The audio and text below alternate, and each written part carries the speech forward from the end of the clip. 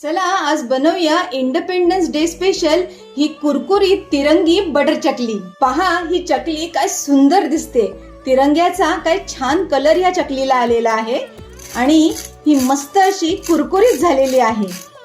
ही पहा ही चकली आता मी तुम्हाला तोडून दाखवते। ऐकलात किती छान कुरकुरीत झालेली आहे।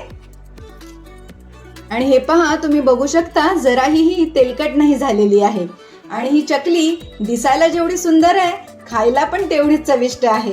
तिरंगा चकलीसाठी सर्वप्रथम साहित्य बघूया। इथे मी या कपच्या मेजरमेंटने 2 कप तांदळाचं पीठ घेतलंय। त्याचबरोबर यामध्ये आपण घालणार आहोत 3 टेबलस्पून बटर।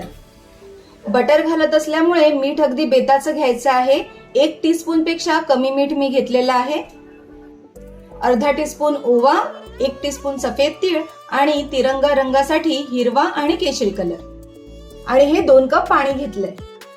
आता चकलीचं पीठ बनवून घेऊया। त्यासाठी इथे कढईमध्ये मी 2 कप पाणी घेत आहे। या पाण्यात हे बटर घालूया।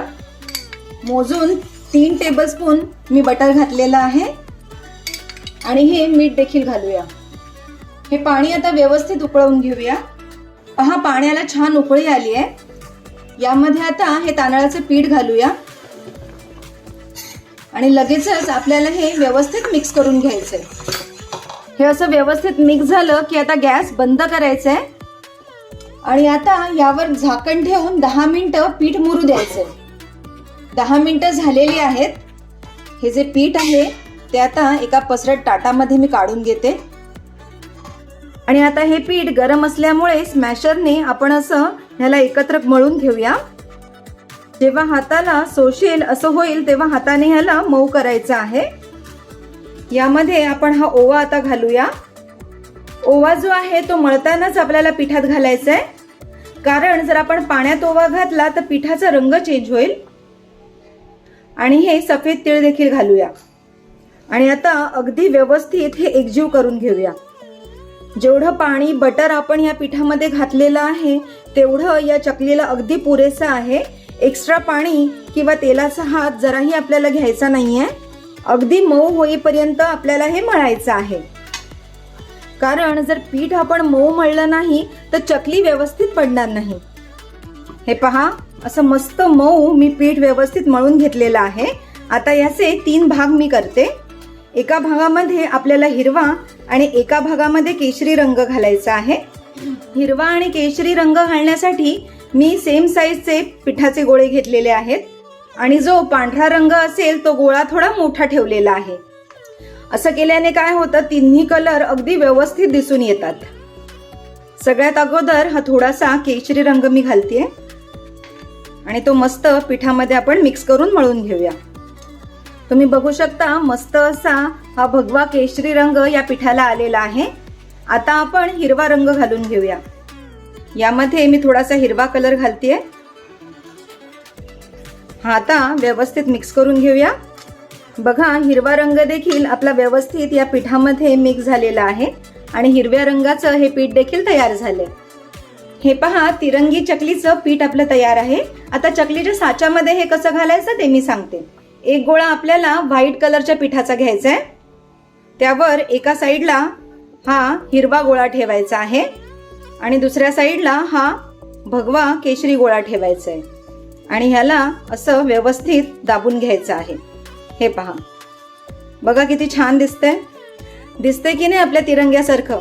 आता या चकलीच्या साच्यामध्ये हे आपल्याला व्यवस्थित भरायचंय। चकलीच्या साच्याला मी आतून तेल लावून घेतलंय। यामध्ये हा गोळा व्यवस्थित भरून घेऊया। एक्स्ट्राचं पीठ आपण काढून घेऊया। व्यवस्थित पीठ भरलेला आहे। हा साचा आता व्यवस्थित बंद करून घेऊया। आता तुम्हाला मी चकली पाडून दाखवते। हे पहा तुम्ही बघू शकता मस्त असे आपले तिरंग्याचे कलर या चकलीमध्ये आलेले आहेत आणि ही चकली देखील अगदी व्यवस्थित पडत आहे। तुम्हाला हवे त्या साईजची चकली तुम्ही करू शकता। मी अशा या मध्यम आकाराच्या चकल्या करत आहे। बघा सुंदर अशा या तिरंगी चकल्या मी करून घेतलेल्या आहेत। काय भन्नाट दिसतात। आता ह्या तळून घेऊया। तेल व्यवस्थित गरम करून घ्यायचंय आणि आता एक एक चकली ही अशी सोडायची आहे. चकली सोडताना ती गरम तेलातच सोडायची आहे आणि सर्व चकल्या सोडल्यावर गॅस जो आहे तो मध्यम करायचा आहे आणि एक बाजू व्यवस्थित होऊ द्यायची. जोपर्यंत एक बाजू व्यवस्थित होत नाहीये तोपर्यंत आपल्याला चकली पलटायची नाहीये. आता याची एक बाजू थोडीशी कडक झाली आहे, चकली आपण पलटून घेऊया. काय सुंदर हा तिरंगा कलर या चकल्यांना आलाय. दोन्ही बाजूंनी व्यवस्थित कुरकुरीत होईपर्यंत ही चकली आता तळून घेऊया. जर तुम्हाला या चकल्या डीप फ्राय करायच्या नसतील तर तुम्ही एअर फ्राय देखील करू शकता. तुम्ही बघू शकता चकली भोवतीचे हे बुडबुडे आता कमी झालेले आहेत, म्हणजेच आपल्या ह्या चकल्या आता छान तळून झालेल्या आहेत. या बघा, आता आपण ह्या काढून घेऊया. याचं तेल व्यवस्थित निथळवायचंय आणि सुंदर अशा या इंडिपेंडन्स डे स्पेशल तिरंगी चकल्या तयार आहेत. अशाच आता सर्व चकल्या मी फ्राय करून घेते. आणि ह्या बघा सर्व चकल्या तळून झालेल्या आहेत आणि आपल्या इंडिपेंडन्स डे स्पेशल तिरंगी कुरकुरीत बटर चकल्या तयार आहेत.